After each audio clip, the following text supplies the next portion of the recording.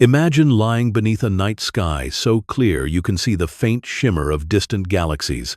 You close your eyes and take a deep breath, trusting that the sun will rise tomorrow, that the stars will still be there when you wake.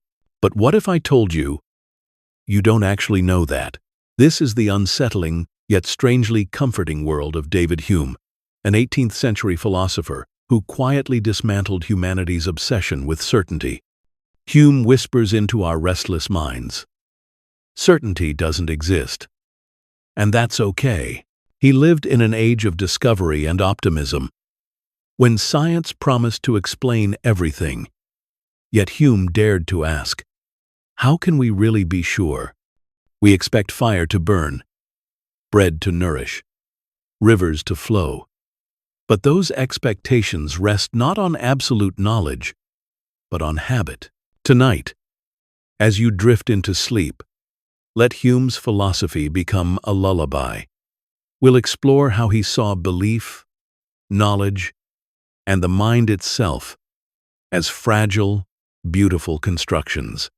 We'll learn why he thought our craving for certainty leads us astray, and why embracing uncertainty can actually free us to live more gently, more fully, more humanly.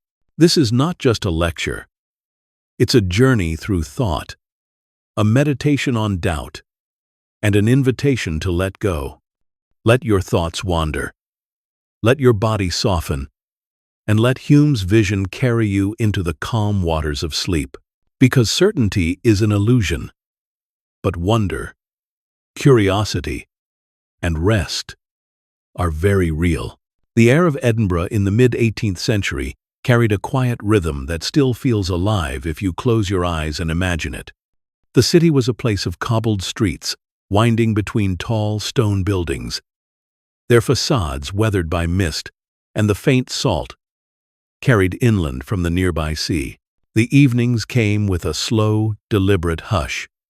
Lanterns were lit one by one, and the sound of hooves on stone diminished until only the occasional carriage rolled by. Somewhere, the faint notes of a fiddle might be heard from a tavern. But in the scholarly quarters, the mood was different. Hushed, thoughtful, contemplative. It was here that David Hume lived, wrote, and wandered in long, meditative walks, shaping a philosophy that would forever unsettle humanity's need for certainty. Imagine yourself there, not in the noise of today's world, but in a time before machines hummed and cities roared. The evenings of Edinburgh were candlelit and slow, their silence a companion to thought. The streets of the old town rose and fell, crowded with tall, narrow tenements. Fires glowed in the hearths, and smoke curled faintly upward, mixing with the fog that so often draped the city. The smell of peat and burning wood lingered in the air. Men in long coats and tricorn hats walked with steady purpose. Women carried baskets from markets that were beginning to close, and children, weary from play, returned home to sleep. In the distance, the castle stood over the city, its silhouette dark and watchful. Beneath its shadow, Edinburgh was transforming into something remarkable. A center of learning, a hub of ideas, a place where reason and imagination collided.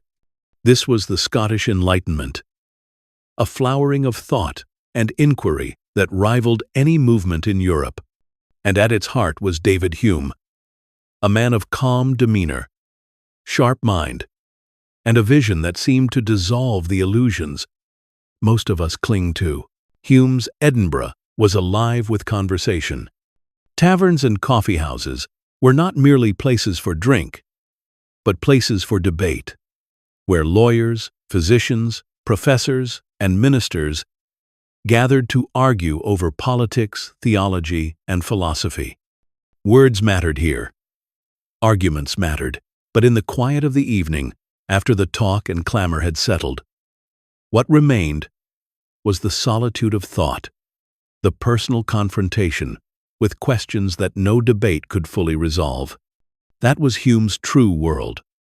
The quiet corner of a room, a candle flickering, a quill, scratching steadily across paper. If you picture him there, you might see a stocky man with a kind expression, wearing a plain coat of modest cut, his hair neatly powdered in the style of the time. He was not severe or intimidating, but approachable, his manner gentle rather than grand. Yet behind that unassuming presence was a mind that had dared to doubt the very foundation of human knowledge.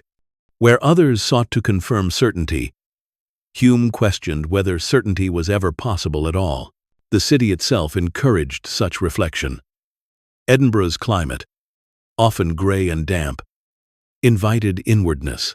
The rain would fall lightly on the stone, pattering against windows, and the fog would thicken until the streets seemed half vanished. In that atmosphere, it was natural to turn to the life of the mind, to explore the questions that linger when the outer world is obscured. Hume was never a recluse, but he thrived in these conditions, where thought could unfold slowly, carefully, unhurried by the distractions of spectacle or excess. The 18th century was not entirely peaceful. Britain was expanding as an empire. Trade was changing the fabric of society, and wars flickered in the background of the era. But Hume's Edinburgh had a sense of calm stability. Its intellectual ferment was not violent but steady, and it created a place where philosophy could grow alongside literature, history, and science. Thinkers like Adam Smith, Lord Kames, and Adam Ferguson walked the same streets, each developing new ideas that would shape the future. Hume was among them, but in many ways, he walked a lonelier path. For his skepticism set him apart. He was admired for his brilliance, but also viewed with suspicion, especially by the deeply religious society around him. Still, the evenings gave him sanctuary, the warmth of a fire, the turning of pages, the moment when the outside world grew quiet enough to let thought move without interruption. These were the conditions in which his philosophy deepened. As the city dimmed into sleep, Hume was wide awake, questioning the habits of the human mind, probing into why we believe what we do, and asking if belief itself was anything more than a comforting illusion. To imagine this setting is to understand the rhythm of Hume's thought. It was not rushed or frantic. It was steady, like footsteps echoing softly through a deserted street, like the sound of rain against stone. There is a meditative quality in Hume's world, one that mirrors the experience you might feel now, listening quietly, your own mind slowing, ready to wander where his thoughts will take you. Edinburgh in Hume's time was a place where doubt and faith lived side by side. Church bells rang faithfully, marking the hours of prayer and worship, while philosophers and skeptics gathered to question the very foundations of those beliefs. Hume was at the center of this tension. He was a son of Scotland, raised with Presbyterian traditions, yet his mind resisted the claims of absolute truth. His evenings were not spent in rebellion, but in contemplation. He did not seek to overthrow belief with rage. He sought instead to understand belief itself, to understand why the human mind clings to certainty when the world provides none. This is the stage upon which his philosophy unfolds. A city balanced between faith and skepticism, a man balanced between gentle sociability and solitary inquiry, a world balanced between tradition and enlightenment. To listen to his story is to enter this atmosphere, to let the candlelight of Edinburgh evenings cast its glow over your imagination, to feel the calm rhythm of a time when philosophy was both a public conversation and a private solace. As you rest in this imagined setting, let yourself picture the streets quieting, the sky darkening, and the philosopher at his desk, his mind opening questions that still whisper to us centuries later. What is knowledge? What is belief? Can we ever be certain of anything at all? These questions floated through the Edinburgh air, carried by the stillness of its evenings. and they remain with us now, like a steady voice guiding us into contemplation, and perhaps into sleep. David Hume was born in 1711 in Edinburgh, into a world that already carried a deep tension between tradition and change. His father died when David was very young, leaving his mother, Catherine, to raise him and his siblings. Their home was modest, yet filled with the quiet dignity of a family that valued learning. From the beginning, David showed signs of a restless, questioning mind. He was not a child easily distracted by games or idle chatter. Instead, he observed. He listened. He wondered why things were the way they were. Imagine him as a boy, sitting near the hearth, his small frame leaning forward, eyes bright, not with excitement of play, but with the spark of thought. He asked questions that others brushed aside. Why do we trust that the sun will rise? Why do we expect tomorrow to resemble today? Why do people believe things so firmly when they cannot see proof? Even before he could shape these questions into philosophy, the seeds were there, germinating quietly in his curious mind. His family noticed his unusual seriousness. While other children ran noisily through the streets, David preferred books, conversations, and solitary walks. He was not antisocial, but he was inwardly drawn, guided by a fascination with thought itself. The world outside was important to him, but the world inside, the shifting play of ideas and impressions, captivated him even more. At the age of 12, he entered the University of Edinburgh. It was not uncommon in Scotland for boys to begin university early, but David's precocity stood out nonetheless. Imagine him, still small, walking into lecture halls filled with older students, the professors noting his attentiveness. He studied Latin and Greek, logic and metaphysics. He read the philosophers of antiquity and the theologians of the Middle Ages. Yet even as he absorbed their words, he questioned them. He wanted to know not just what they believed, but why they believed it, and whether their reasons were ever enough to justify certainty. This spirit of inquiry made his childhood different from most. He was never content to accept what was handed down simply because authority declared it. He respected his teachers and his family, but inside him was an instinct to press further, to probe beneath the surface of every claim. If others found comfort in doctrine, David found discomfort in it, sensing that belief demanded scrutiny, not blind acceptance. Even his play revealed this spirit. He might have watched the movements of animals or the changing colors of the sky, not with casual enjoyment, but with a kind of experimenter's curiosity. He noticed patterns, but he also noticed exceptions.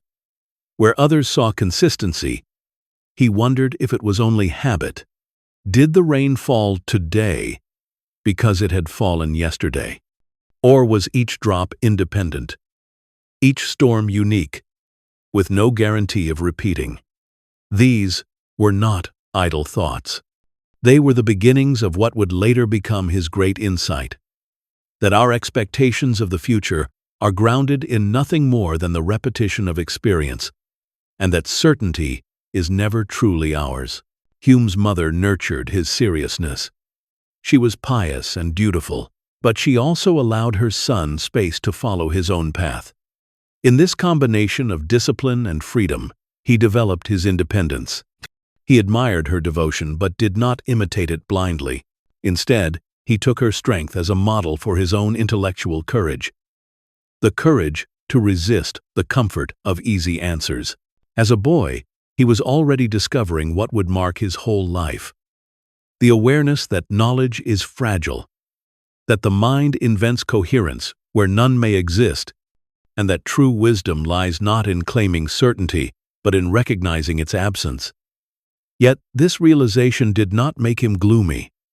On the contrary, it gave him a kind of quiet joy. He relished the play of thought, the dance of questioning, the adventure of pursuing ideas wherever they might lead. By the time most children were still wrestling with basic studies, David Hume had immersed himself in philosophy. He read widely, consumed the arguments of Descartes, Locke, and others, and began to sense that their grand systems, however impressive, left something unresolved. He wanted simplicity, clarity, honesty. He wanted to see thought as it truly was, not dressed in ornate reasoning, but revealed in its bare condition. That desire, seeded in his childhood, never left him. His curiosity was not loud or dramatic. It was quiet, steady, persistent. He did not seek to shock, but to understand. And yet, by following this path, he would grow into a thinker who shook the very foundations of knowledge.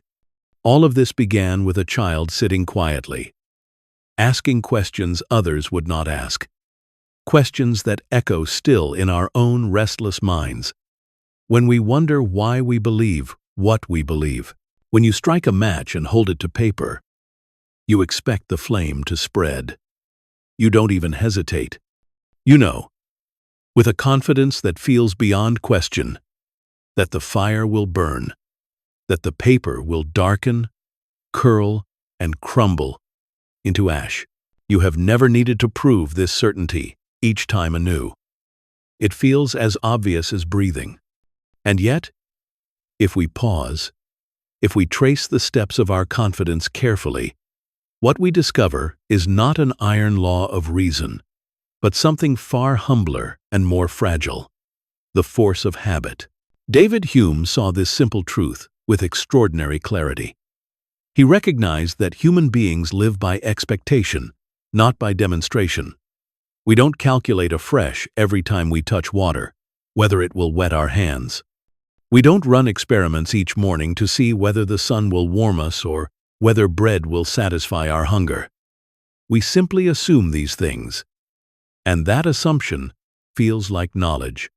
But Hume warned us. What we call knowledge in such cases is not a logical proof. It is the result of repeated experience, weaving itself so tightly into our imagination that it feels like necessity. Think of fire. From childhood, we encounter it cautiously, learning its power by observation, by a burned finger, by watching sparks leap from a hearth. Each time, the fire behaves in ways that resemble the last. We put our hands too close, and the heat is there. We place wood into the flame, and the wood ignites. Over time, our minds learn the pattern. Without consciously choosing, we form an expectation. Fire burns. That expectation is so steady that we would feel bewildered if it ever failed. But what grounds do we have for believing it must always behave this way? None beyond the repetition of experience. Hume called this process custom or habit.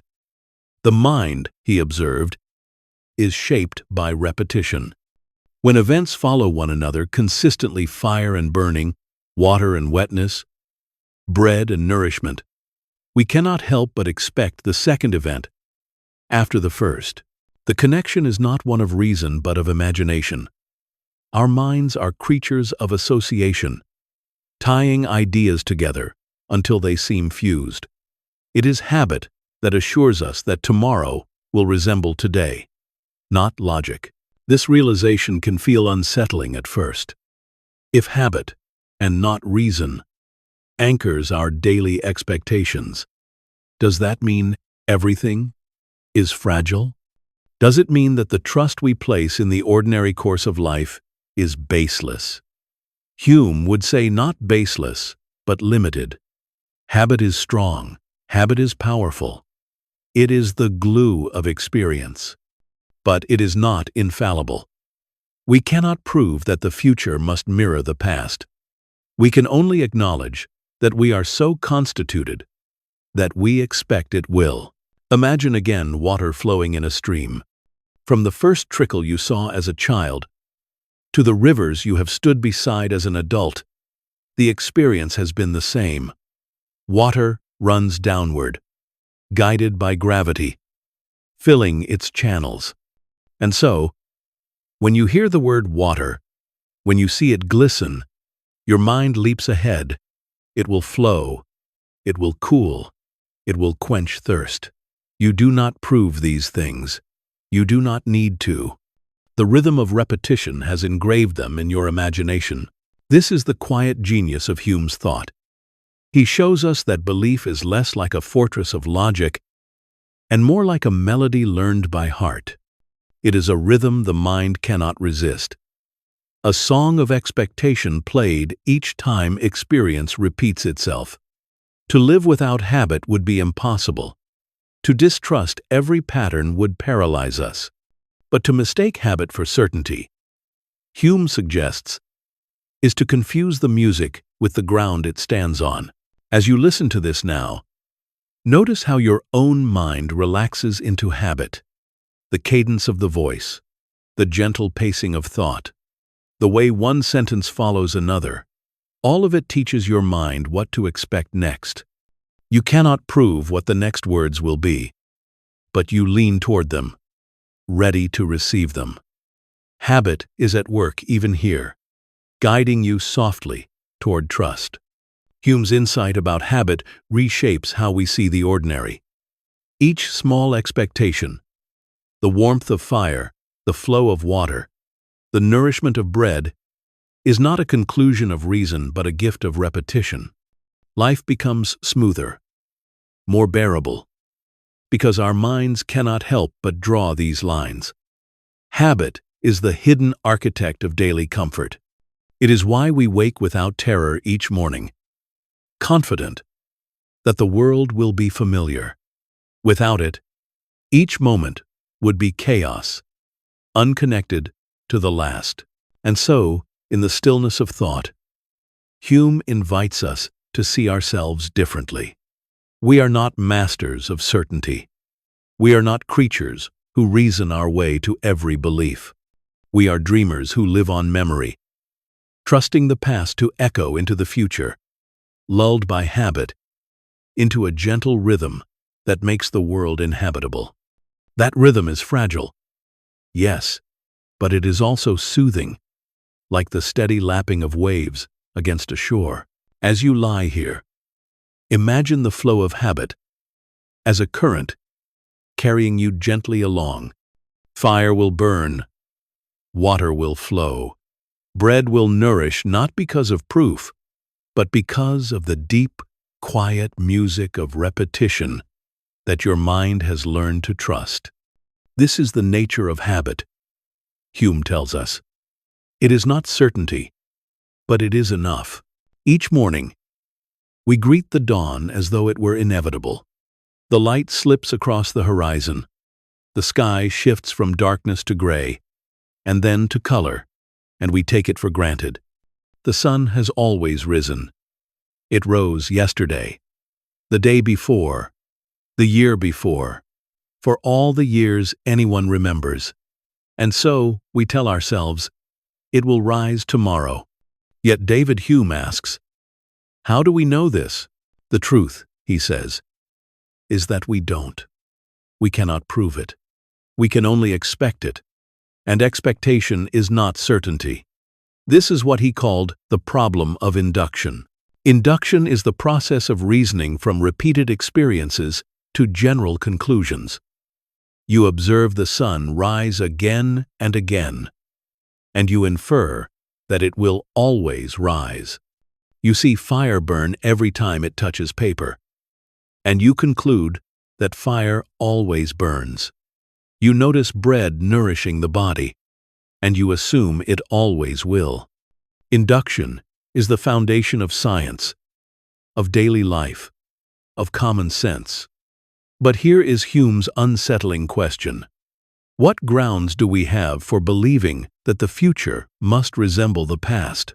If we try to justify induction logically, we find ourselves in a circle. We say, the future will be like the past, because in the past, The future has always been like the past. But that appeal is itself an induction. It relies on the very principle it is trying to prove. There is no logical demonstration, no necessary reason why the sun must rise tomorrow, why bread must nourish, why fire must burn. The universe does not carry with it a guarantee. This realization is both startling and strangely liberating. Imagine standing on the edge of night, looking toward the horizon. You expect the dawn, but you cannot prove it will come. The world holds you in suspense, not bound by necessity, but by habit, by the repetition that has lulled you into confidence. The ground beneath your belief is not rock, but memory. The memory of countless mornings persuades you that tomorrow will be the same. Science, too, rests upon this fragile foundation. Every law of nature, every principle of physics or chemistry, is inferred from repeated observations. Gravity pulls objects downward. Water boils at a certain temperature. Bodies in motion tend to stay in motion. But all of these are habits of the universe, patterns observed. None of them are guaranteed by logic to persist. The philosopher's question is not whether they have persisted, but whether we can prove they must. And Hume's answer is quiet, unyielding. No, we cannot. Yet, before despair creeps in, Hume reminds us of something equally important. Our nature, as human beings, makes us incapable of doubting induction in practice. We may question it in thought, but in life, we live by it. We rise each morning expecting the Sunday. We strike matches, expecting fire. We eat bread, expecting to be nourished. Habit carries us forward, no matter what philosophy tells us. This is why Hume's skepticism is not a call to abandon life, but a call to honesty. He is not saying we should refuse to trust the dawn. He is saying we must recognize that our trust is not knowledge, but expectation, not certainty, but probability. We are creatures of habit, leaning into the future because we cannot help ourselves. And perhaps there is comfort in that humility, in knowing that our confidence rests not on unbreakable law, but on the simple, natural rhythm of experience. As you drift deeper into rest, imagine tomorrow's Sunday picture, the horizon dark and waiting. You cannot prove the light will come, but you expect it with a confidence beyond calculation. That expectation is the melody of your mind, the song of induction, the gentle faith that tomorrow will echo today. It may not be certainty, but it is enough to sleep peacefully beneath tonight's stars. Hume leaves us with this paradox. We cannot prove the sun will rise, but we cannot live as if it will not. In that tension lies the essence of human existence, fragile, uncertain, yet deeply human. And as you let your thoughts soften, let that uncertainty become a comfort, a gentle reminder that life is lived not in proof, but in trust, not in certainty, but in the quiet embrace of expectation. When you walk down a familiar street at dusk, you don't pause to wonder whether the ground beneath you will remain solid or whether the houses you pass will suddenly vanish. You trust, without effort, that the world around you will continue to behave as it has always done. The stone will hold your weight. The doors will remain in place. The evening will give way to night. And in this simple trust lies the secret that David Hume uncovered. The compass guiding our every step is not certainty, but custom. Hume understood that life without custom would be unbearable. If we relied solely on reason, we would be paralyzed at every turn. Imagine waking each day and refusing to assume that the kettle will boil, that water will quench thirst, that the bread on the table will nourish you. Every act would demand a proof, and every proof would collapse under the same weight. We cannot demonstrate that tomorrow must be like today. Without custom, existence would become an endless puzzle, an exhausting trial of doubt. But with custom, the world becomes livable, smooth, navigable. Custom is not a law written in the heavens, but a rhythm etched into our minds through repetition. When one event follows another, again and again, the mind begins to expect the sequence. The strike of flint produces a spark. The seed planted in spring rises in summer. The tide advances and retreats. These patterns carve grooves in our imagination. We come to anticipate the future as though it were certain, though all we possess is memory clothed in expectation. Custom does the work that logic cannot do. It guides us forward. To Hume, this was not a weakness, but a truth about human nature. He did not condemn us for trusting custom. He reminded us that we cannot escape it. Even the philosopher who doubts everything cannot help but expect that his pen will leave ink on the page or that his words will reach a reader. Doubt may linger in thought, but custom commands in practice. It is the quiet force steering our ship, whether we acknowledge it or not. Consider the sea. A sailor may not know the certainty of tomorrow's weather. Storms may arise, currents may shift, but over years of sailing, he learns patterns, the swell of tides, the signs of changing wind, the behavior of the stars overhead. He cannot prove the sea will follow its past, but custom becomes his compass, giving him direction when certainty is impossible. So it is with us all. We are sailors on the ocean of experience, guided not by guarantees, but by the habits that repetition has woven into us. Custom also shapes our sense of identity.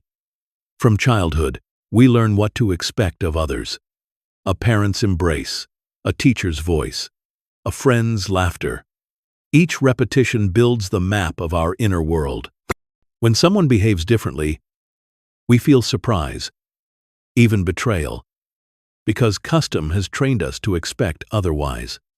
Our relationships, our social bonds, even our moral sentiments are carried along by custom. It is not a chain binding us blindly, but a compass reminding us which way to turn when reason cannot show the way. And yet, Hume's insight is both comforting and humbling. Comforting, because it assures us that we are not lost in chaos. Habit steadies us, provides continuity, makes the world seem ordered. Humbling, because it strips away the illusion of certainty.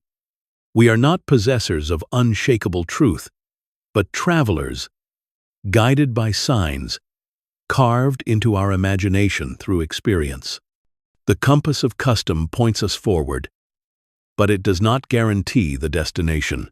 As you listen now, you are following this very pattern.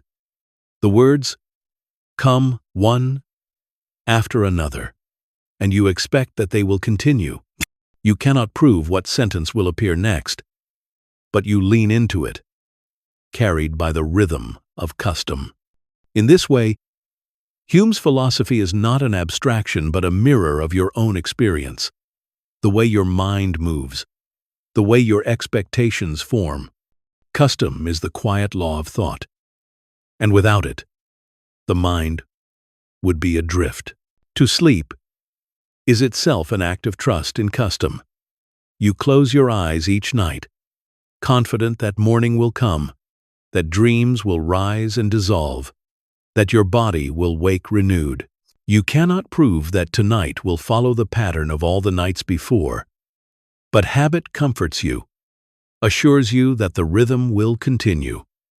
And so you rest, not on certainty, but on the compass of custom. Hume's gift is to show us that this is enough, that life requires not certainty, but trust in the gentle guidance of repetition. Custom, then, is not just a practical tool. It is the foundation of human experience. It is the reason we can plan, love, remember, and hope. It is the unseen compass in the pocket of every traveler, every child, every dreamer. Without it, the world would dissolve into chaos. With it, we drift forward with confidence, knowing not what the future must hold, but trusting, quietly, that it will echo the past. Science, for many, is the proud fortress of certainty. It offers laws and principles, measurements and equations, predictions that seem to pierce through time itself. We believe, with a reverence once reserved for the divine, that science tells us how the universe truly is. The earth orbits the sun. Gravity pulls bodies downward. Matter cannot be created or destroyed. These laws feel unshakable, eternal, universal. And yet, in the quiet of his study, David Hume looked upon these dreams of science with a skeptical eye. He did not deny the power of science. He admired it, as any thoughtful observer would. But he asked a deeper question. On what foundation do these so-called laws rest? The answer, he realized, was not certainty, but the same fragile thread that binds all our beliefs: induction, habit, custom. We observe events repeating, and from that repetition, we generalize. But no matter how wide the net of observation, it never guarantees the future. Take gravity. We drop a stone, and it falls. We drop another, and it falls. We repeat this countless times, and we conclude there is a law. All bodies fall to earth. But what is the law, except the memory of repetition dressed in universal language? We have no vision into the hidden necessity of the universe. We cannot see into the essence of matter. We see only events following one another, and we cannot help but project a law upon them. The law is our mind's creation, not a truth engraved in the fabric of reality. This skepticism does not destroy science. It clarifies it. Hume reminds us that science is not a revelation of certainty, but a practice of ordering experience. It is a map, not the territory. It tells us what has happened and what we expect to happen again. It is useful, immensely so, but it is not grounded in necessity. The sun may rise tomorrow, the stone may fall, the fire may burn, but we cannot prove it must be so. Science is a dream built on habit, a magnificent dream, but still a dream. Think of the astronomer, charting the stars. Night after night, she records their motions, and from the patterns, she infers laws of celestial mechanics. Her work is noble, precise, and beautiful. Yet even here, Hume whispers, remember, these laws are only the memory of the past extended into the future. You cannot see into the heart of the cosmos to confirm that the same rules govern tomorrow as today. You can only trust, as all humans do, in the power of habit. This recognition humbles our ambition. We like to imagine that science gives us mastery over nature, that the universe is a book we are steadily decoding.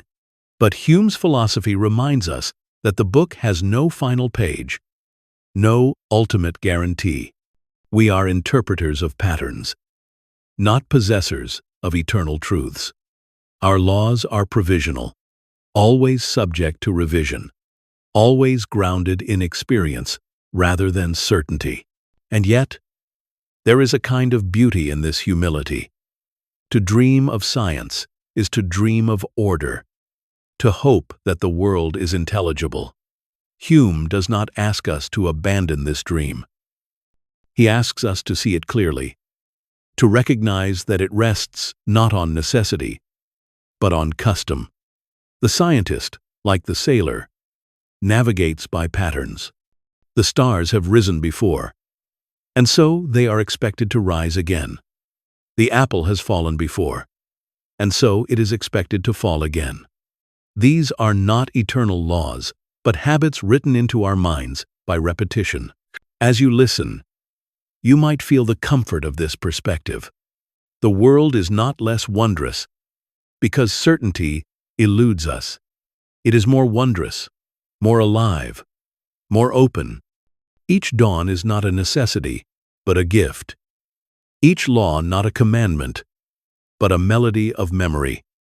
Science remains powerful, but it is not absolute. It is a dream we share, a dream that guides us, a dream that hums softly like a lullaby. And so, when you think of science, think not of certainty, but of trust. Think of the astronomer gazing at the stars, of the physicist measuring the fall of a stone, of the child watching a flame flicker. All of them are living within the same dream, the dream of patterns continuing, the dream of laws that seem eternal but are, in truth, only the voice of habit guiding us gently into the unknown. In the quiet of night, as you drift towards sleep, let this dream of science be your own lullaby. The world may not be certain, but it is rich with rhythm, repetition, and expectation. That is enough to guide us, enough to let us rest. Close your eyes for a moment, and let yourself notice the stream of your own thoughts. One moment you are remembering something from earlier today, the next you are anticipating what tomorrow might bring. Then suddenly, a sound in the room captures your attention and your mind drifts toward it. This constant flow, this flickering movement of impressions and ideas, is the fabric of consciousness itself, and for David Hume, it was here, in the fragile, shifting theater of the mind, that philosophy needed to begin. Hume invited us to look inward and observe how our thoughts actually arise. When you hear the crackle of a fire, it is not an abstract concept that first appears. What you receive is a vivid impression, the warmth against your skin, the orange glow, the faint smoke curling upward. These impressions are the most immediate and lively forms of experience. They strike us with force, they make themselves felt.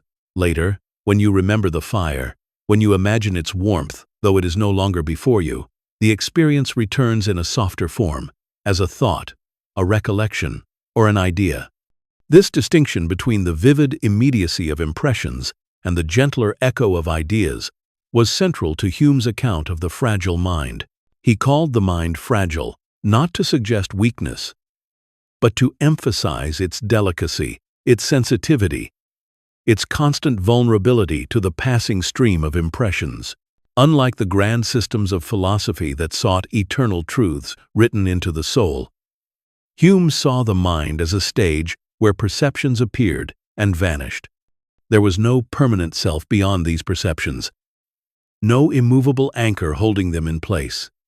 The mind was fragile because it was fluid, because it was made not of stone, but of shifting waves of experience. Think of the morning when you wake to light, filtering through the window. First, there is the impression, brightness, warmth, the shape of the room around you. Almost at once, your mind begins to form thoughts about it, perhaps remembering other mornings, perhaps imagining what the day might hold. From the simplest impression, a whole cascade of ideas unfolds. This is how reality takes shape in consciousness. Impressions feeding ideas, ideas arranging themselves into patterns, patterns becoming beliefs. Hume's insight was radical. He suggested that our entire sense of the world rests on this fragile interplay. We are not beings who see the world directly, as it truly is. We are beings who receive impressions, sounds, colors, sensations, and then build a world from them through memory and association.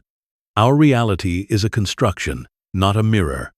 It is a delicate fabric woven moment by moment, held together, not by necessity, but by the habits of the mind.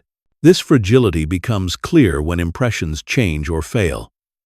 Consider how different the world looks when you are tired, when colors seem duller and sounds sharper, or when you are ill, and everything feels heavier, slower, less vivid.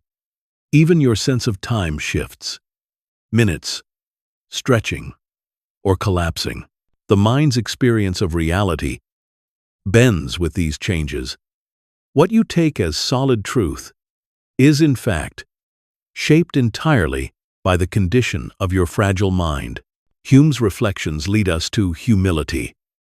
If our reality depends on impressions, then our certainty about the world must always be tempered by awareness of their limits. Our senses can mislead us. Our memory can falter. Our imagination can distort. Yet this fragility is not a flaw. It is simply what it means to be human. We live within the theater of impressions, and from them we build our world. As you listen, notice how your own mind does this. The sound of these words is an impression. The rhythm of the voice, the cadence of sentences. From those impressions, your mind builds ideas, thoughts about Hume, about philosophy, about yourself. Even now, your fragile mind is weaving a world from the simplest materials: sound and silence, memory and imagination. To accept this fragility is to find peace in it. The mind is not a fortress of certainty, but a delicate flow of impressions and ideas. It changes as easily as the light changes, as quickly as a cloud passes across the sky. And yet, within this fragility lies beauty. The world you experience is alive because it is fragile, shimmering, always in motion. Hume helps us see this clearly, and in seeing it, we can rest more gently in the truth of our condition. Imagine hearing a bell ring. The sound is clear, immediate, undeniable. That is an impression, vivid and forceful, pressing itself into your awareness. Later, when the bell is gone, you may remember it. The sound returns faintly in your mind. You can imagine its tone, perhaps even hear it in memory. But now it is softer, dimmer, more like an echo than the thing itself. This is an idea. For Hume, this distinction was crucial. Impressions are the original materials of experience, the sensations of sight, sound, taste, touch, and emotion as they strike us. Ideas are the reflections of these impressions. They're shadows. They're copies in thought. Every idea we have, he argued, comes from some impression. We cannot think of a color we have never seen, a taste we have never known, a sound we have never heard. The imagination can combine impressions into new forms, a golden mountain, a winged horse, but the building blocks are always drawn from experience. This view grounds the imagination in reality, while still acknowledging its vast freedom. Think of a child who has seen horses and who has also seen birds. From these impressions, the child can imagine a winged horse, a Pegasus.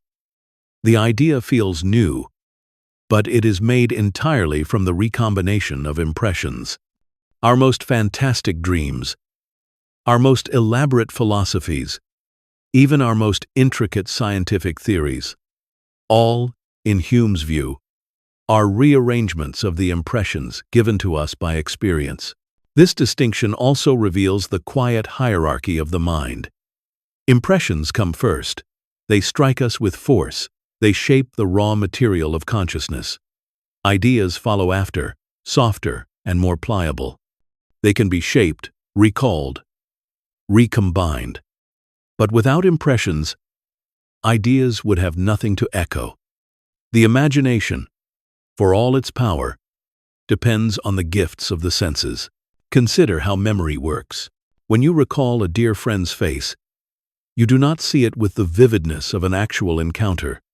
You see an idea, faint but recognizable, an echo of the impression once received. Or when you recall a favorite meal, you do not taste it with the richness of the moment itself. You hold in your mind a faint shadow of that taste, softened by time, yet still guiding your imagination. This soft echo is what allows us to carry our lives with us, even when the impressions themselves are gone. Hume's careful distinction invites us to notice the workings of our own minds. As you rest, think of the difference between imagining a sound and hearing it, between remembering a light and seeing it. The impression is forceful, immediate, undeniable. The idea is gentle, fading, pliable. Together they form the rhythm of consciousness. Impression first, then idea, and then imagination, weaving them into new patterns. This rhythm shapes all of human creativity. The poet draws on impressions of love and sorrow, turning them into ideas that form verses. The painter sees colors in the world, carries them as ideas, and sets them down again in new forms on canvas. Even the philosopher, Hume himself, observed impressions and then transformed them into ideas, shaping them into arguments. The imagination is always at work, but it always echoes the voice of experience. As you let your thoughts drift now, notice how your own imagination softens the world into ideas. The memory of today's impressions is already fading, turning into gentler echoes. Those echoes will blend into dreams, and dreams will carry you further still. This is the gift of the fragile mind. Impressions strike us, ideas echo them, and imagination weaves them into the story of our lives. For Hume, this was not just a theory, but the very structure of reality as we know it. And in this structure, there is something quietly soothing, the recognition that everything we think comes from the soft, steady echo of experience. When you close your eyes and try to find yourself, what do you encounter? Perhaps you notice a stream of sensations, the faint sound of your own breath, the soft pressure of the bed, the after-images of light flickering behind your eyelids. You might sense memories rising up, images of the day, fragments of conversations, or emotions that still linger in your body. But when you search for the self, the stable, unchanging I, who holds all of these, something strange happens. The harder you look, the less there seems to be. David Hume was one of the first philosophers to follow this line of questioning all the way to its unsettling conclusion. He proposed that the self, as we usually imagine it, is an illusion. There is no single, permanent soul that exists beneath our experiences. What we call the self is simply a bundle, a collection of perceptions, impressions, and ideas flickering in succession, like lanterns passing across a dark field. Each perception arises, lingers for a moment, and then vanishes, to be replaced by another. Together, they create the appearance of continuity. But beneath them, there is no solid substance, no enduring essence. Hume asked us to perform a simple experiment. Turn inward and observe. What do you find? He insisted that all you ever encounter are particular perceptions: pain, pleasure, thought, sensation, memory. You never encounter a bare self apart from these. There is no impression of the self. And if there is no impression, then by his principle that all ideas come from impressions, the idea of a permanent self is unfounded. This insight can feel destabilizing, even frightening. If there is no enduring soul, then what are we? Are we nothing but a theater where impressions play their roles, appearing and disappearing with no actor behind them? Hume would not soften the answer. Yes, he said, the self is nothing more than this bundle. It is fragile, transient, and shifting. Our sense of unity is a construction, an effect of memory linking past impressions to present ones, giving us the illusion of persistence. But the persistence belongs to the memory, not to an underlying self. Think of a river. At any moment, The water flowing past is new, yet we call it by one name, as though it were a single thing. The identity of the river is a fiction of continuity created by the flow. So too with the self. Our experiences pass endlessly, and we call the collection by one name, I, though the content changes with every moment.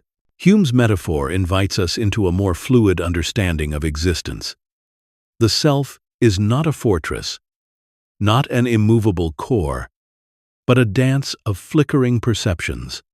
Each sound you hear, each thought you think, each feeling that rises and falls, these are the building blocks of your identity. And because they are always changing, so too are you. This fragility, though unsettling, also carries a certain comfort. If the self is only a bundle, then it is not bound by permanence. It can shift, soften, transform. Old pains fade, replaced by new impressions. Emotions pass, memories grow dim, sensations dissolve. Nothing lingers forever, and in that transience lies the possibility of peace. The bundle moves on, carrying you forward into new experiences without requiring an unchanging soul to bear their weight. In daily life, we rarely notice this. We cling to the illusion of stability because it helps us navigate the world. We say, I am the same person I was yesterday. But Hume reminds us that what actually exists is far more delicate. Yesterday's impressions are gone. Today's are here. Tomorrow's are yet to come. The self is the story told by their succession, not a solid being who tells the story from outside. As you drift into sleep, notice how this description mirrors the way consciousness fades. Thoughts appear, linger, dissolve. Sensations rise, then vanish. The mind lets go, slipping from one impression to another until the waking self dissolves into the bundle of dreams. In this moment, Hume's insight becomes not just philosophy, but experience. You feel directly the fragility of the self, the way it dissolves into the flow of perceptions, leaving no permanent anchor, only the gentle rhythm of change. This is what Hume meant by the self as a bundle. No permanent soul, only flickering perceptions. To recognize this is to accept the fragility of being human. And yet, in that fragility, there is also beauty, like the beauty of fireflies in the dark, each flicker brief, but together forming a luminous dance. There is a peculiar relief that comes when you stop pretending to know what cannot be known. Imagine holding your breath, straining to keep control of something slippery and elusive, only to exhale and let it go. The tension dissolves, and with it comes a gentle peace. This is the comfort of doubt. David Hume, who questioned so much, found in doubt not despair, but a kind of honesty. And in that honesty, a quiet consolation.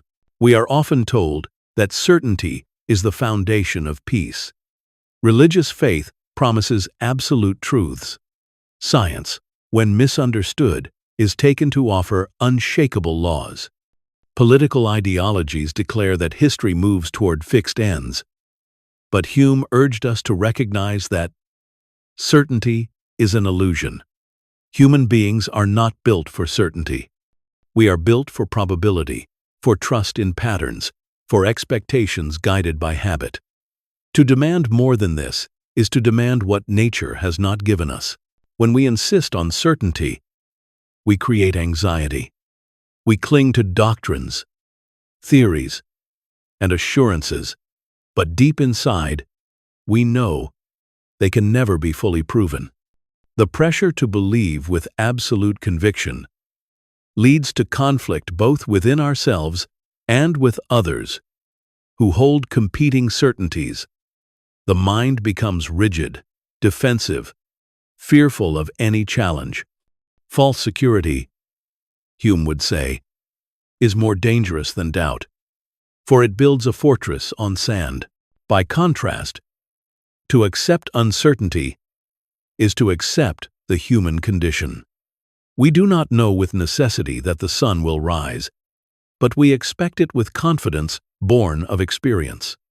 We cannot prove that fire must always burn, but we trust it will, because it always has. Our lives are lived in this realm of expectation, not proof. To embrace this is to live with humility, to recognize that we are finite creatures, guided by habit, rather than by absolute knowledge. There is a sweetness in this kind of doubt, for it frees us from the burden of pretending. It allows us to breathe more easily, to live more openly. Doubt does not paralyze. It softens. It makes us kinder, less dogmatic, more willing to listen. When you no longer cling to certainty, you are less threatened by difference. You can allow others their beliefs without needing to crush them with your own. You can live more gently, because you are no longer fighting for an impossible security. Hume did not ask us to despair at our ignorance. He asked us to accept it, to see that it is the natural state of human beings. We live by probabilities, not certainties, and in the rhythm of daily life, this is enough. When you sit down to eat, you expect nourishment. When you walk outside, you expect the ground to support you. When you lie down to sleep, you expect to wake again. None of these are certain, but all are probable, and probability is sufficient for a life of peace. Think of the comfort that comes when you let go of the need to control the future. You cannot guarantee it. You cannot prove it. But you can trust it, gently, as you trust the next breath, the next heartbeat. This is the comfort Hume offered, to doubt not as a curse, but as a release, to let uncertainty be what it is, and to find in it a kind of natural ease. As you drift deeper into stillness now, notice how doubt itself can lull you. There is no need to force certainty. You can rest in the flow of impressions, in the rhythm of habit, in the gentle unfolding of time. The future may not be certain, but it will come, and you will meet it, as you always have, with the fragile, resilient trust that belongs to human beings. Hume's philosophy offers no final answers, but it offers something perhaps more valuable: the peace of letting go, the sweet comfort of doubt. If you were asked to defend the simple act of sitting down to breakfast, how would you do it? You rise from bed, you walk into the kitchen, you pour water into a pot, set it to boil, crack an egg into a pan, and place bread into the toaster. You expect the egg to cook, the bread to crisp, the water to bubble. You expect the food to nourish your body. You expect the day to unfold as countless days have before. And yet, if you pause to ask what grounds you have for these expectations, you discover something striking. There is no ultimate proof. You cannot demonstrate with certainty that this egg must cook, that this bread must crisp, that your body must accept this food. The confidence you feel is not born of reason, but of faith. Faith not in grand religious systems or cosmic guarantees, but in the everyday patterns of life. This is the faith Hume points us to, the faith that saturates every moment of ordinary existence. It is not a faith of dogma or creed. It is not the insistence that unseen realms must exist or that eternal truths must be true. It is humbler, quieter, and yet utterly indispensable. It is the trust that what has been will, in all probability, continue to be. It is the faith that allows you to step out the door without fearing that gravity will suddenly fail, that the sky will collapse, or that your own body will refuse to carry you forward. Hume understood that to live without this faith would be impossible. He also understood that it does not come from reasoned argument. It flows instead from the habits of the mind, the grooves carved into us by repetition. Each day we wake, eat, walk, and sleep. Each day we see the world behaving much as it did before. The memory of these repetitions becomes a rhythm of expectation. And though no logical demonstration guarantees the rhythm will continue, we cannot help but move in step with it. This is why Hume thought philosophy, for all its doubts, could not undo the faith of everyday life. A philosopher may argue that the future is uncertain, that no proof binds tomorrow to today. Yet even the philosopher, when leaving his study, expects the ground to support him and the air to fill his lungs. He cannot help but live in faith, no matter how skeptical his arguments become. The faith of the everyday is stronger than doubt, because it is woven into the very fabric of human nature. There is something deeply comforting in this realization. It reminds us that the foundation of life is not certainty, but trust. Trust in the simple patterns that surround us. You may not know what tomorrow holds in all its details, but you live as if the essentials will endure. You walk into darkness, expecting the dawn. You lay down to sleep, expecting to wake. You speak to a friend, expecting their words to make sense. You care for those you love, expecting that your kindness will reach them. None of this is proved. All of it is faith. Hume's philosophy does not strip away meaning. It shows us where meaning really lies, in the humble act of trusting the everyday. Faith in this sense is not blind. It is practical. It does not pretend to certainty, but it does not require it either. It is a way of moving through life gently, with a confidence that is modest, provisional, yet strong enough to sustain us. Think of how this faith unfolds as you go about your day. You drink water, trusting it to quench thirst. You sit in a chair, trusting it to hold your weight. You speak a word, trusting it will be understood. These small acts, repeated endlessly, form the texture of existence. They are not glamorous, but they are the threads from which life is woven. To notice them is to notice the quiet miracle of faith. Faith that has nothing to prove and nothing to demand, but everything to give. As you prepare for sleep now, reflect on this. You close your eyes without proof that morning will arrive. You drift into dreams without proof that you will wake. And yet, you do so peacefully, because the faith of the everyday is strong. It whispers that the world will be as it has been, that the rhythms of nature will continue. That whisper is enough to carry you into rest. This is what Hume wanted us to see. Faith is not only in temples or scriptures, it is in the egg that cooks, the bread that crisps, the water that boils. It is in the ground that holds you, and the sky that arches above. To live happily without proof is not to live without meaning. It is to embrace the modest, steady trust that makes life livable. Faith in the everyday, simple, fragile, yet profound. Philosophy, in the hands of many, can feel heavy, severe, even oppressive.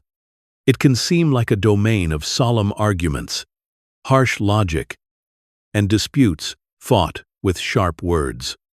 But Hume's philosophy carried a different tone. Beneath his skepticism, beneath his relentless questioning, there was warmth. He met the fragility of human knowledge, not with anger or despair, but with gentle humor. His writings are full of wit, his tone more like a friendly guide than a stern teacher. He was skeptical of certainty, but never of humanity itself. Imagine Hume in conversation in one of Edinburgh's taverns. Surrounded by friends, he listens carefully. He raises questions, but he does so with a twinkle in his eye. When others press their arguments too fiercely, he responds with a smile, perhaps a joke that lightens the room. His skepticism was not cold detachment, but a playful recognition of our shared limitations. He seemed to say, "We are all fumbling in the dark, but why not laugh as we fumble?" His humor often revealed itself in the way he described philosophy itself.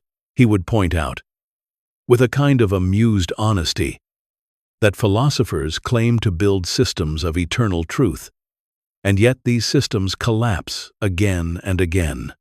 One grand edifice after another crumbles under scrutiny, replaced by yet another, equally fragile. Instead of despairing, Hume chuckled at the endless cycle. It was, to him, part of the human comedy, our desire for certainty, forever colliding with the impossibility of attaining it. There is a humanity in this laughter. He did not mock from a distance. He included himself in the picture. He knew that his own arguments, however careful, were subject to the same fragility. He never pretended to stand above the rest. He was skeptical, yes, but his skepticism was softened by humility and humor. He was not out to conquer or humiliate, but to remind us gently of our condition. This approach made his philosophy strangely comforting. To read Hume is not to feel crushed by the weight of doubt, but to feel accompanied. It is as though a friend is walking beside you, pointing out the absurdities of life with a smile. He does not deny that life is uncertain, but he helps you see that uncertainty need not be frightening.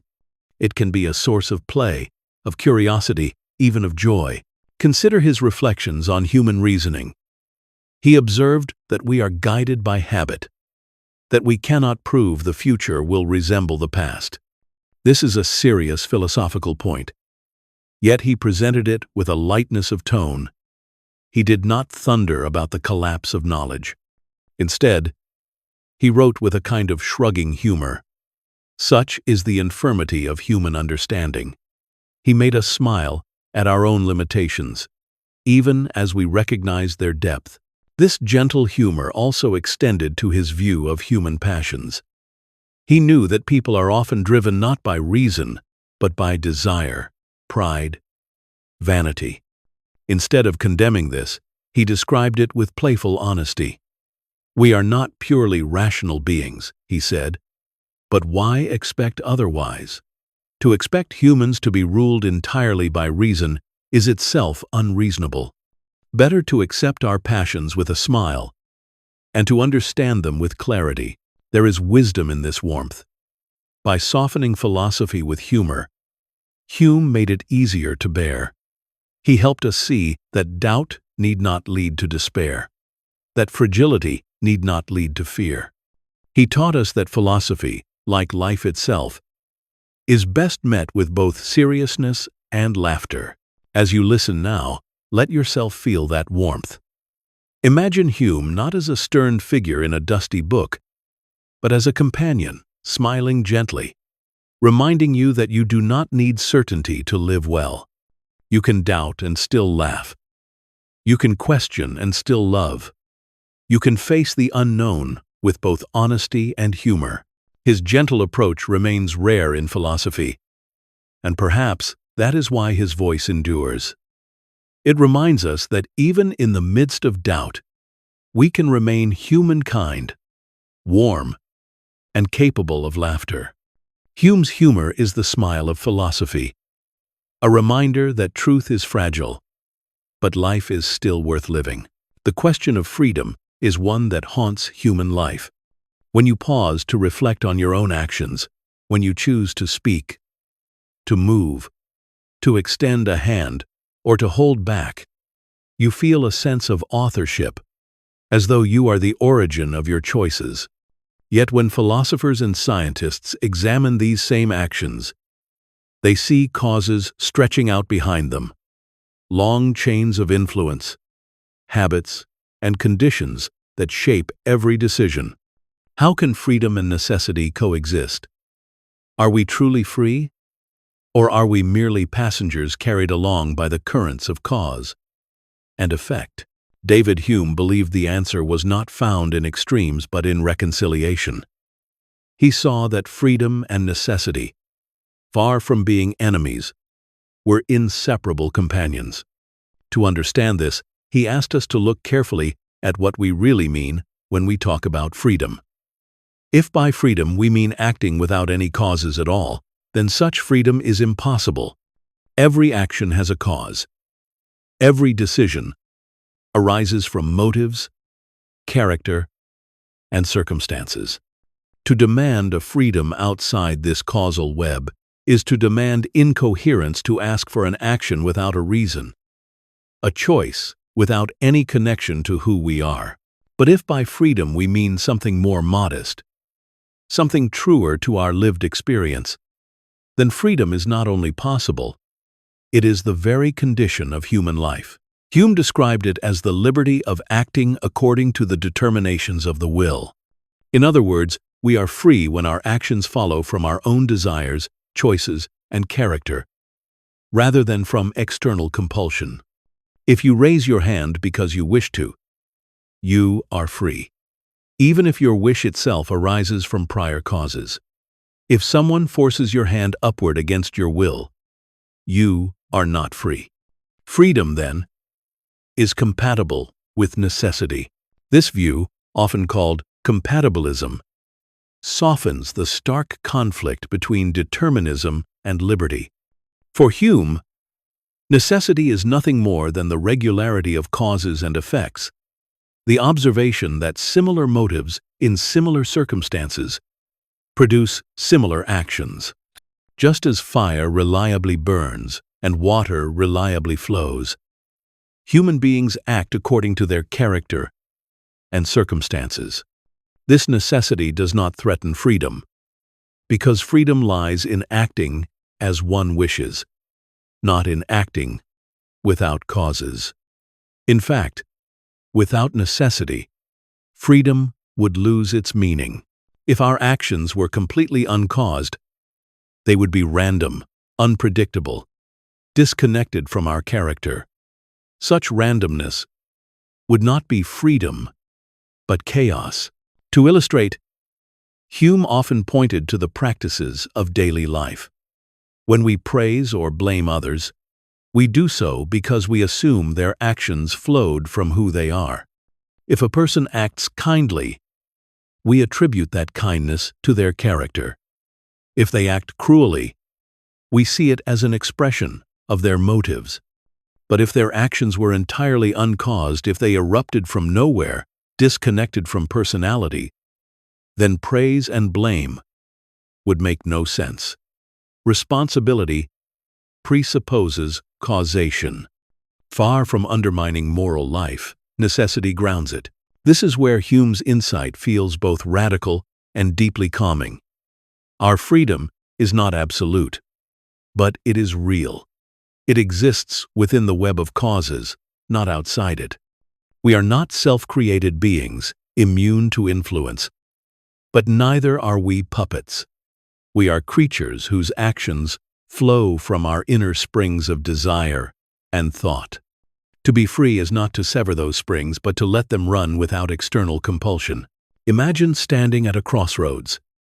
You deliberate between two paths, weighing reasons, imagining outcomes.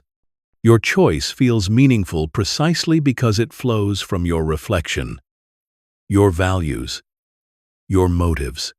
Those motives themselves may have causes stretching back into childhood, into culture, into history, but they are still yours. You act freely not by escaping causality, but by embodying it, by allowing the chain of cause and effect to pass through you as choice, as intention, as action. Hume's view is not cold but humane. It recognizes the complexity of human life without dissolving it into either fatalism or illusion. We are free enough to be responsible, but not so free as to be incomprehensible. Our lives are shaped by causes, but those causes make us who we are.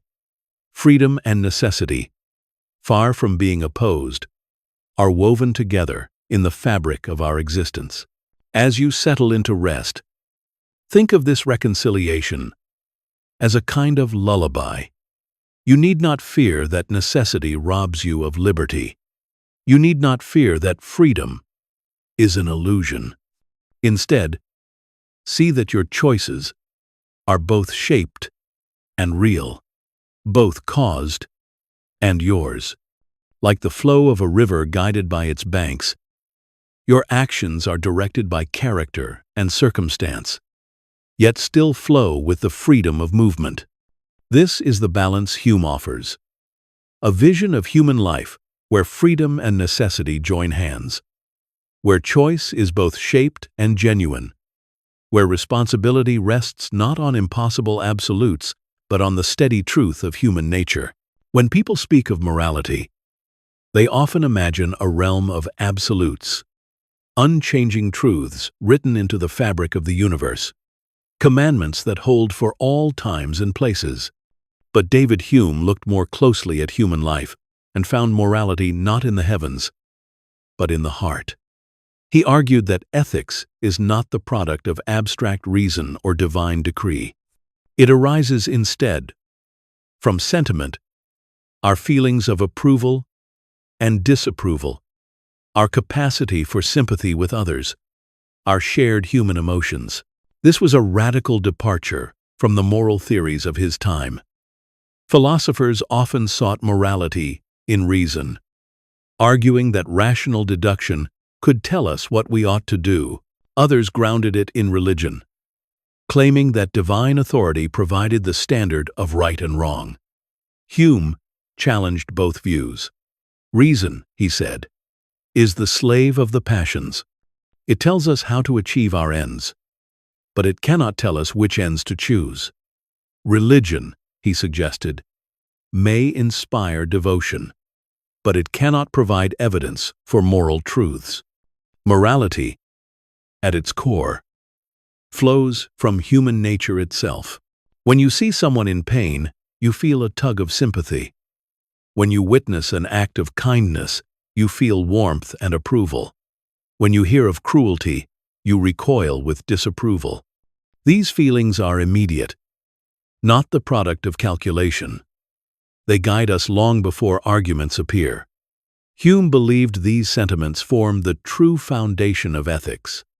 Our moral judgments are not detached conclusions of reason, but expressions of human feeling. This does not mean morality is arbitrary. Our sentiments are not random. They reflect the shared structure of human life. We all value happiness, security, companionship. We all feel pain, vulnerability, need. Because of this common nature, our sentiments converge. We approve of generosity because it fosters well-being. We condemn cruelty because it spreads suffering. These approvals and disapprovals become the moral compass by which societies live. By rooting morality in sentiment, Hume made it more human, more accessible. We do not need to appeal to distant metaphysical truths. We need only to look within ourselves and to others around us. The warmth we feel in response to kindness is not trivial. It is the foundation of ethics. The pain we feel at injustice is not subjective noise. It is the very voice of morality. This view also explains the power of moral disagreement. When people argue about right and wrong, they are not clashing over abstract formulas. They are appealing to shared sentiments. They tell stories, evoke sympathy, stir compassion. They remind us of suffering, or they highlight acts of goodness. Moral persuasion works not by proving, but by awakening the heart.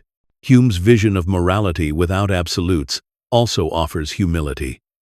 It reminds us that no one holds eternal truth, that our standards arise from human nature rather than divine command. Yet this humility is not weakness. It is strength, for it shows us that morality is alive, growing from our shared experiences, shaped by the needs of human communities. It is flexible enough to adapt, yet stable enough to bind us together. Think of how this plays out in daily life. You see someone struggling to carry a heavy load, and without proof or principle, you feel the impulse to help. You hear a child cry, and you feel compassion. You witness unfairness, and your heart rises in protest. These are not calculations. They are sentiments. And from them, morality is born. Hume did not deny that reason has a role. Reason helps us see the consequences of actions, helps us weigh different courses, helps us understand what will bring happiness or harm. But reason alone cannot supply the spark. It is sentiment that moves us, that gives morality its life. Reason may tell you how to rescue someone, but it is compassion that makes you want to try. As you drift into the quiet of rest, consider the gentleness of this vision. Morality is not a stern voice commanding from on high. It is the soft voice of sentiment, the shared pulse of human feeling. It is the warmth of approval, the sting of disapproval, the sympathy that ties us together. To live morally is to live in tune with these sentiments, to let compassion guide, to let kindness flow. In this way, Hume gave us a vision of ethics that is both fragile and strong-fragile, because it rests not on absolutes but on human feeling. Strong because those feelings are universal, woven into the very fabric of what it means to be human. To recognize this is not to weaken morality, but to see it for what it truly is. The birth of ethics, rooted in sentiment, the quiet law of the heart. When you watch another person suffer, there is often an almost involuntary stirring inside you. A child trips and cries, and you wince. A stranger struggles to lift a heavy bag, and something inside you pulls you toward them, nudging you to help. You see someone smile warmly, and your own face softens in response. David Hume believed this natural responsiveness, what he called sympathy, was at the heart of moral life. It was not abstract rules or divine commandments that guided us most deeply, but this instinctive resonance, this capacity for one heart to echo another. Sympathy, for Hume, was not merely pity. It was a fundamental principle of human psychology, the mechanism by which feelings pass from one person to another. We do not live sealed off from each other. Instead, our minds are porous. We absorb moods, emotions, and desires simply by observing them. When someone speaks with enthusiasm, their excitement lifts us. When someone's sorrow is visible, it dims our own mood. In this way, we are connected not by laws imposed from outside, but by invisible threads of feeling woven between us. This recognition reshapes how we understand morality. Philosophers often looked for moral guidance in reasoned principles or divine decrees. But Hume pointed out that reason alone cannot move us to act.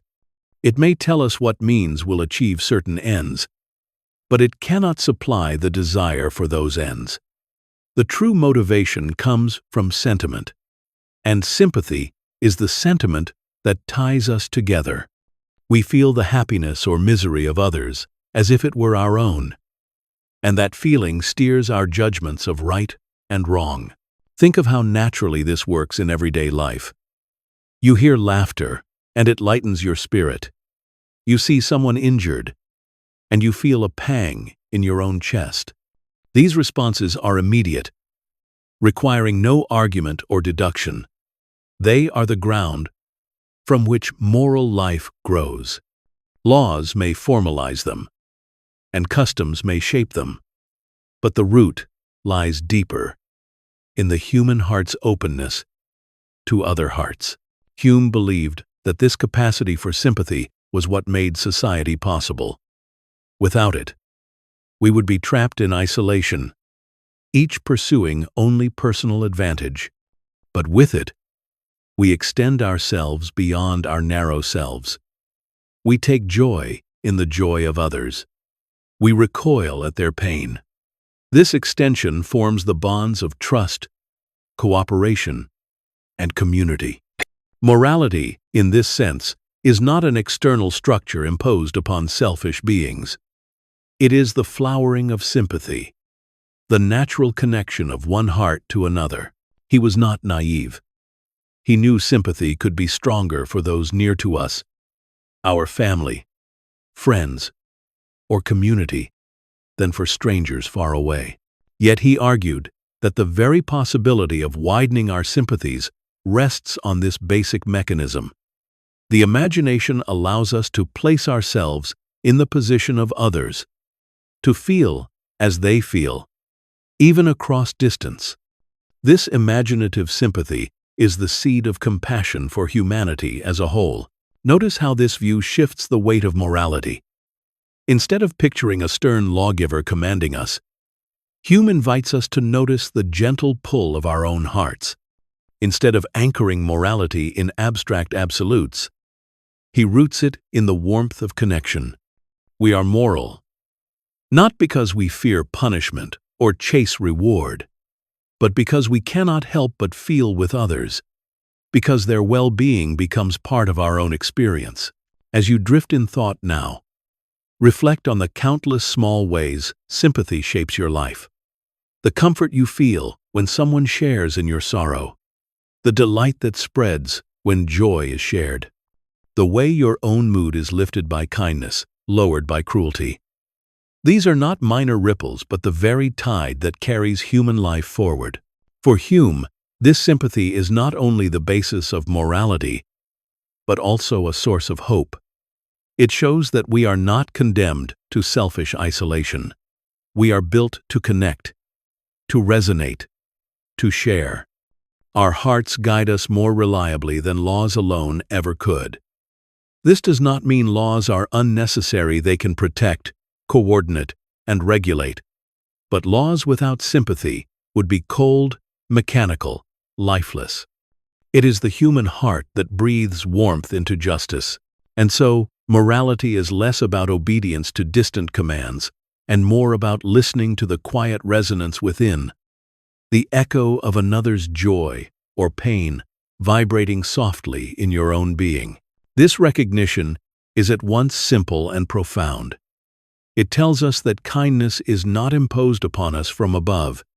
It is already within us, waiting to be felt, waiting to be shared. As you relax into stillness, let yourself feel that thread of sympathy stretching outward, connecting you to countless others.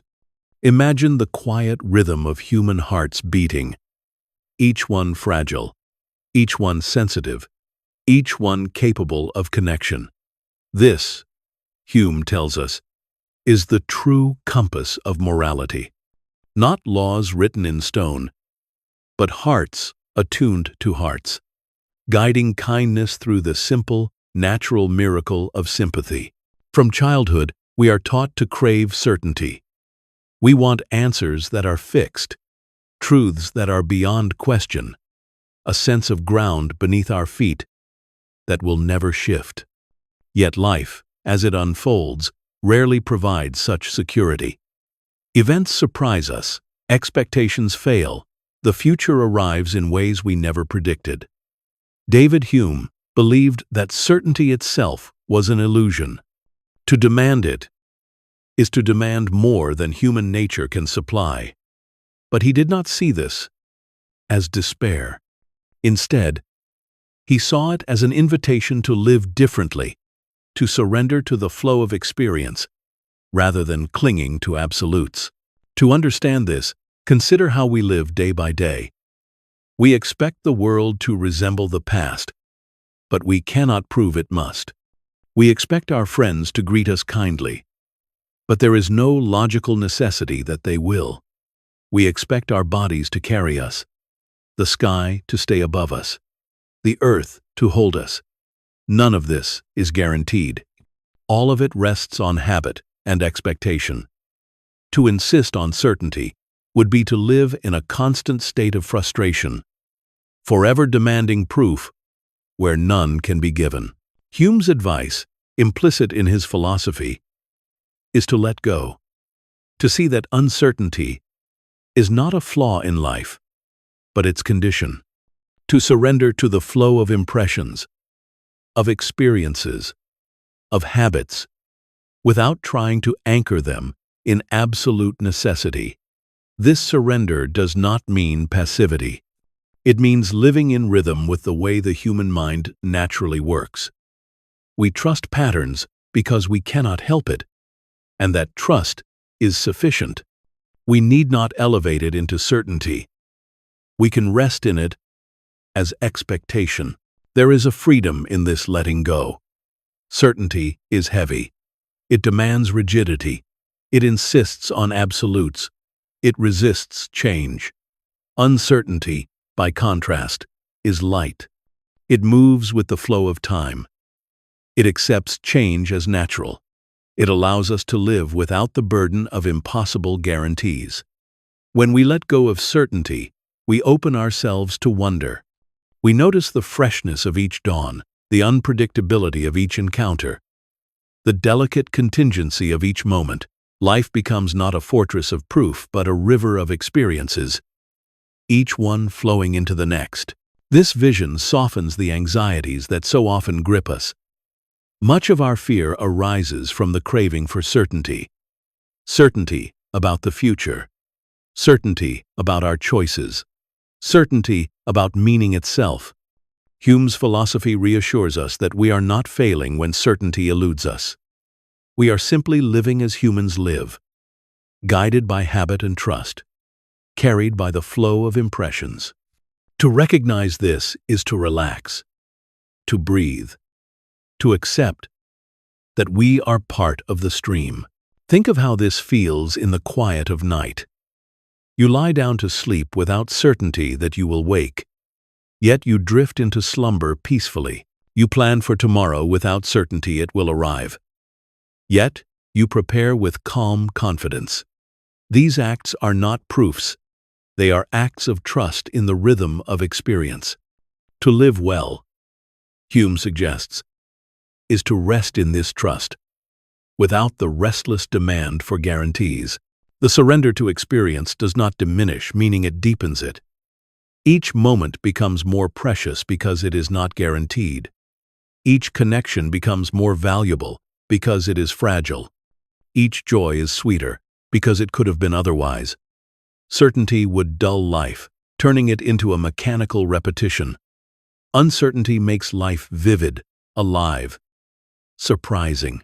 As you allow yourself to drift now, imagine life as a river. You float upon it, carried by its currents. You cannot see its ultimate destination, nor can you predict every bend ahead, but you do not need to. The flow itself carries you, and in surrendering to it, you find peace. Certainty is not the gift of human life. The gift is the flow of impressions, the gentle rhythm of habit, the trust that guides us forward. To let go of certainty is not to lose. It is to gain the freedom of living honestly, gently, in tune with the flow of experience. Legacies are often measured in monuments and victories, in the institutions people build or the dogmas they defend. But David Hume's legacy is of a quieter kind. He left no empire behind him, no eternal system carved into stone. His gift was subtler, more delicate, yet perhaps more enduring. He offered us the strange comfort of doubt. At a time when philosophers and scientists were racing to construct systems of absolute knowledge, Hume slowed the pace, reminding us of our limits, inviting us to live honestly within them. He lived in an age of optimism. The Enlightenment promised certainty through reason, discovery through science, and progress through politics. Philosophers were building grand systems that claimed to capture the entire order of the world. Religion, still powerful, offered its own certainties, declaring truths beyond question.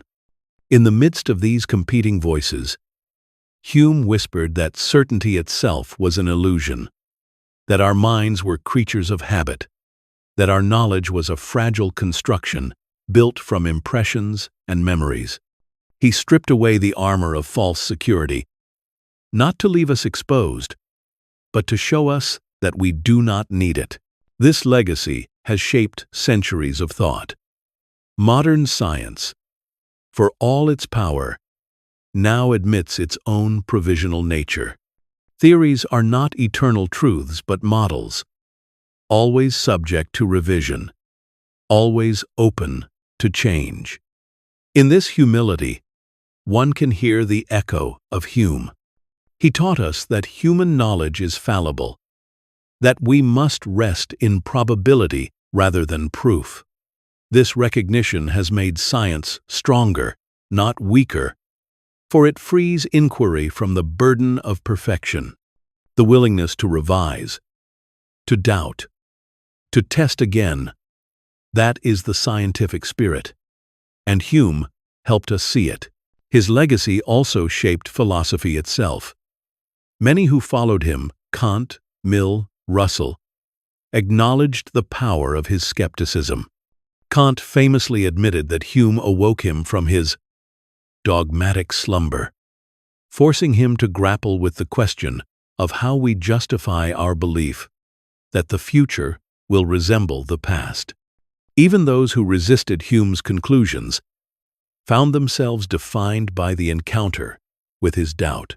His presence lingers like a soft but persistent voice, reminding us that every system rests on assumptions, that every certainty hides fragility. But Hume's legacy is not only intellectual, it is personal, human. His writing carried a warmth rare among philosophers. He doubted without bitterness, questioned without cruelty. He exposed the limits of human reason, but he did so with gentleness, as though offering comfort rather than judgment. To read him is to feel less alone in one's uncertainty. His honesty about the fragility of knowledge reflects the honesty of life itself. In a world where we often pretend to know more than we do, Hume gave us permission to admit our ignorance, and in doing so, to live more peacefully. There is a paradox here. Doubt often seems like a source of unease, something to be resolved, a thorn in the mind. Yet Hume turned doubt into a source of comfort. By embracing it, we release ourselves from impossible demands. We no longer need to defend grand systems or cling to absolute proofs. We can breathe, acknowledging that probability is enough, that habit is enough, that trust in patterns is enough. He did not leave us with despair, but with a lighter heart, able to live without the weight of certainty. His legacy can be felt not only in philosophy and science, but in the way ordinary people approach life. When we say, "Nothing is certain," and yet continue to live, we echo Hume's wisdom. When we accept that plans may change, that the future is unknown, that we cannot control everything, we live his philosophy. When we find peace in humility rather than anxiety in ignorance, we carry forward his gift, and perhaps this is why Hume remains such a comforting figure. Unlike many philosophers who thunder from their towers, Hume speaks as a companion. His legacy is not to frighten us with the abyss of uncertainty, but to show us how to live well beside it. He does not ask us to resolve doubt, only to recognize it, to see it as part of our nature.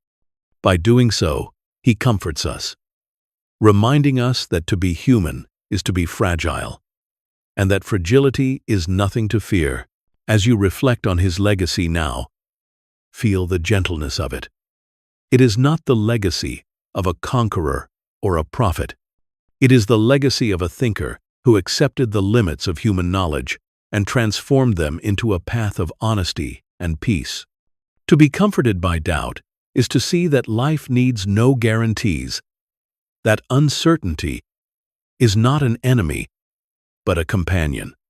This is Hume's gift to us, the philosopher who comforted us, not with certainty, but with doubt. Night has fallen, and the world outside is quiet. The rhythm of the day has dissolved, leaving only the soft stillness of evening. As you lie here, preparing to drift into sleep, let Hume's voice linger gently in your mind. His philosophy is not a system to memorize, not a chain of proofs to defend, but a rhythm, a lullaby of uncertainty. He invites you to surrender to it, to let go of the need for certainty, and to rest in the freedom it brings. Think of the flow of impressions that shaped your day. The light of morning, the warmth of food, the sounds of voices, the touch of air. Each was vivid, immediate, undeniable.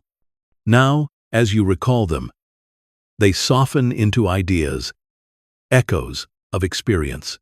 They pass before you like shadows on a wall, drifting, fading. The self that holds them is no solid substance, but a bundle of perceptions, fragile and flickering.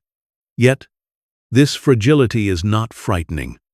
It is gentle, like the flicker of candlelight, like the waves of breath rising and falling as you rest.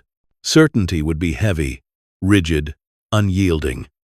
But uncertainty flows, carrying you forward, relieving you of the burden of knowing. You do not need proof that tomorrow will come. You do not need to demonstrate that sleep will refresh you. You trust, as all humans do, in the patterns of experience. This trust is not certainty, but it is enough. Enough to let you relax, enough to let you surrender.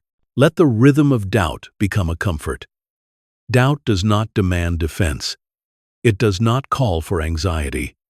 It simply reminds you that life is lived in the space between proof and mystery. In that space, you are free. Free to wonder, free to rest, free to let go. Breathe slowly, feeling the air enter and leave. Each breath is uncertain, you trust. The next will come, but you cannot prove it. And yet, the rhythm continues, steady, gentle. Each breath a reminder of how life unfolds, not with guarantees, but with trust in repetition. The sun has set, and you expect it will rise again. Not with certainty, but with confidence born of habit. That is enough. Hume's philosophy, carried into this moment, becomes not an argument, but a meditation. You are a bundle of impressions, drifting gently. You are carried by sympathy, connected to others through invisible threads. You are guided by custom, not by certainty. You are free, not because you escape causes, but because you act as yourself within them. You are moral, not because of absolutes, but because your heart feels with others. All of these truths soften into one rhythm, the rhythm of uncertainty as freedom. Let that rhythm carry you now. Each moment of thought arises and fades. Each sensation appears and dissolves. You need not cling to them. You need not prove them. You need only to let them pass. Like leaves on a stream, like clouds drifting across the night sky. Doubt is not a storm. It is the current that carries you gently. As you drift further, repeat softly to yourself, "Nothing is certain, and that is all right. Nothing is certain, and that is enough. Nothing is certain, and I am free." Let the words become slower, quieter, fading into silence, until only the rhythm of your breath remains. You are ready to surrender now, ready to let go of certainty, ready to float in the gentle stream of experience. Sleep will come, as it has before, not with proof, but with trust. Tomorrow will come, as it always has, not with necessity, but with expectation. You need no guarantees. You need only to rest. Hume's voice lingers like a soft candle in the dark. Live without certainty and live well. Doubt is not your enemy. It is your companion, your comfort, your freedom. With that, let yourself drift, slowly, peacefully, into the quiet embrace of sleep. Imagine hearing a story of something wondrous, an account of a traveler who swears he saw the seas part before his eyes, or a witness who insists that a statue spoke, or a community convinced that a man rose from the dead. Such stories stir us. They excite the imagination. They awaken hope. They promise that the ordinary rules of life might sometimes bend to reveal hidden powers. For centuries, miracles have carried the weight of proof for religious claims, offered as signs that the divine has touched the world. But David Hume, with his calm skepticism, invited us to examine these stories with care.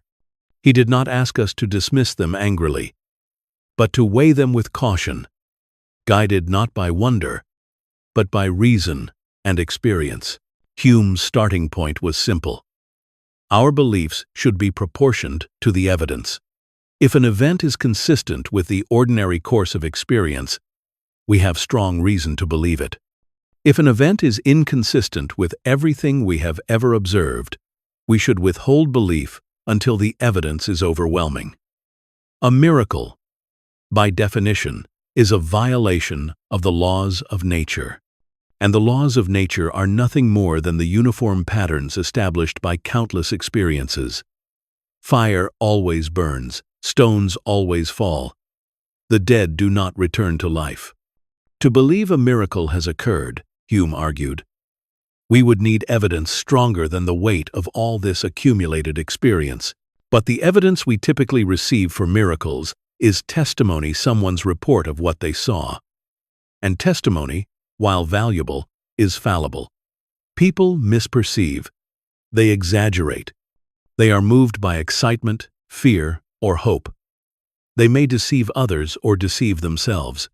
In the history of human life, countless miracle stories have circulated, often contradicting one another, each tied to different traditions, each claiming to prove incompatible truths. If miracles were reliable, their testimony would converge. Instead, they multiply, canceling one another out. Hume's critique is not cruel but careful. He asks us to imagine, which is more likely, that the laws of nature, supported by centuries of observation, were suspended in one moment, or that a human being erred in perception or memory, or chose to embellish a tale. Given how often we know humans to make mistakes, the cautious answer is clear. The balance of probability always favors human error over a violation of nature. This does not mean Hume dismissed wonder. He loved the imagination. He knew its power. But he urged us to distinguish between what delights the imagination and what deserves our belief. Miracles may inspire awe, but awe alone is not proof. To proportion belief to evidence is to protect ourselves from being swept away by stories that, however moving, are unlikely to be true. Notice how humane his critique is. He did not mock those who believed in miracles. He understood the comfort they offered. He simply invited us to see that their comfort comes not from truth but from the longings of the human heart. Our desire for meaning, for reassurance, for divine presence, makes us eager to believe, but eagerness is not evidence. Faith in the extraordinary requires a standard of caution even higher than in ordinary matters. This lesson still feels fresh. Even today, rumors spread quickly. Tales of the impossible capture attention, whether in religion, in politics, or in everyday life. Hume's voice reminds us to pause, to ask, is the evidence sufficient?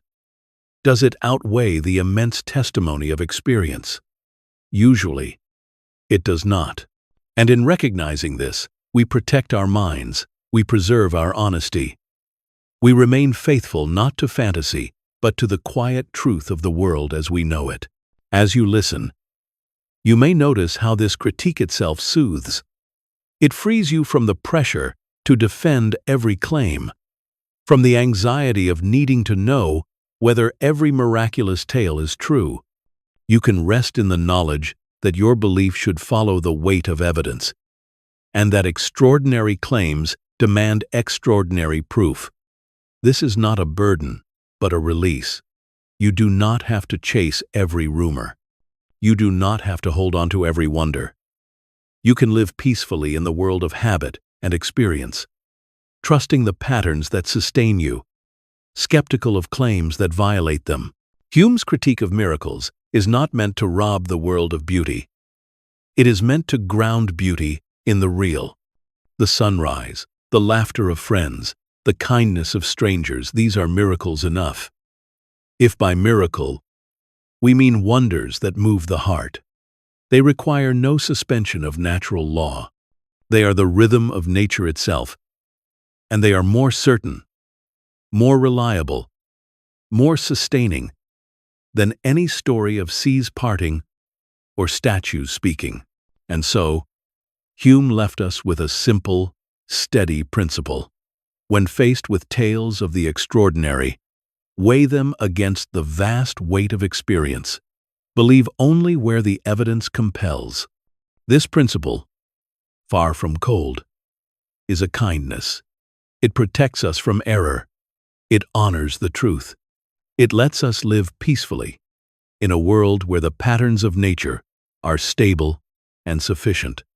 The critique of miracles is not an attack on wonder. It is an invitation to find wonder in what is real. Religion, in Hume's time, was the foundation of life. Churches shaped communities, ministers guided daily conduct, and doctrines claimed to reveal eternal truths.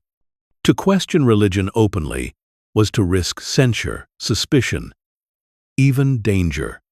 Yet Hume, with his characteristic gentleness, approached religion with quiet skepticism. He did not thunder against it, as some later critics would. He did not mock the faithful or ridicule belief. Instead, he observed, questioned, and reflected, always with a calm respect for human need, but with an unwavering commitment to honesty. His skepticism began with the recognition that our knowledge is limited. We live by impressions and habits, not by proofs of ultimate reality. If we cannot prove that the sun must rise tomorrow, how can we prove the existence of a divine being who governs the universe? Arguments for God's existence, Hume believed, often rested on weak ground. The famous argument from design, for example, compared the world to a machine, suggesting it must have a designer. Hume countered, "The world is not so clearly a machine, and even if it were, why assume one perfect designer? Might it not have been formed by many imperfect beings? Might it not resemble a plant, growing naturally, rather than a watch, built artificially?" In his dialogues concerning natural religion, Hume let characters speak for different views, never declaring his own voice too strongly, but guiding readers toward doubt. Through dialogue, he showed how fragile the arguments for divine certainty were. Yet he did so with a tone of conversation rather than confrontation. He did not seek to tear faith away from those who needed it. He sought only to remind us that our reason cannot take us further than probability. Hume also saw the dangers of religious certainty. When belief hardens into dogma, it can lead to intolerance, persecution, and cruelty. People convinced they hold absolute truth may impose it upon others, forgetting sympathy, forgetting humility. Hume's skepticism was therefore not only philosophical, but moral. By loosening the grip of certainty, he hoped to soften hearts, to make space for tolerance and kindness. Doubt, in this sense, was not destructive. but protective. It shielded us from fanaticism, reminding us of our shared fragility. At the same time, Hume respected the role religion played in people's lives. He knew it brought comfort in suffering, meaning in hardship, community in solitude. He did not deny these human needs. He only suggested that they be met with honesty, that faith be seen as faith, not as knowledge. In this way, he gave religion its place without granting it certainty. He allowed it as a human practice while doubting its claims to ultimate truth. This balance is what makes Hume's approach so humane. He was skeptical, yes, but he was never cruel. He recognized that people need stories, rituals, and communities to sustain them. He did not wish to strip these away.